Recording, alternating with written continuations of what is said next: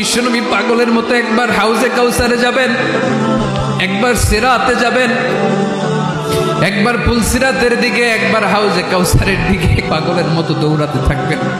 তার কোনো গুনাহগার উম্মত যাতে জাহান্নামে ঢুকে না যায়, সেদিন কেউ সুপারিশ করতে পারবে না বিশ্বনবী ছাড়া। এজন্য 5 নম্বর আল্লাহ বললেন, মান যাল্লাযী ইয়াশফাউ ইনদাহু ইল্লা বিইযনিহি।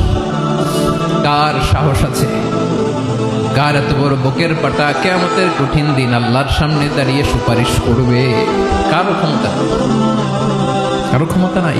বিশ্বনবী সেদিন সেজদায় পড়ে উম্মতের জন্য কাঁদবেন, সবাই কাঁদবে, নফসি নফসি, আল্লাহ আমারে বাঁচাও, আল্লাহ আমারে বাঁচাও। বিশ্বনবী বলবেন, উম্মতি উম্মতি।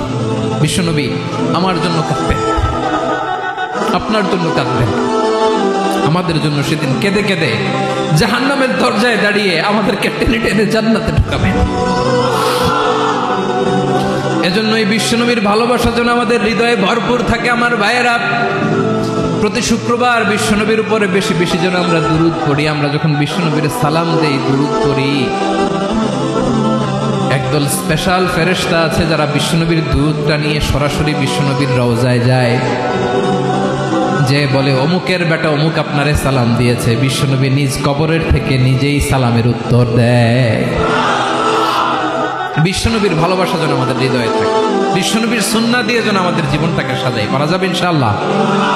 বিশ্বনবীর ভালোবাসা ছাড়া কেউ জান্নাতে ঢুকতে পারবে? বিশ্বনবীর পক্ষে আমরা বলবো, বিশ্বনবীর পক্ষে আমরা লিখবো, বিশ্বনবীর জন্য আমরা আমাদের কলিজার রক্ত বিলিয়ে দিব, ঠিক কিনা বলেন?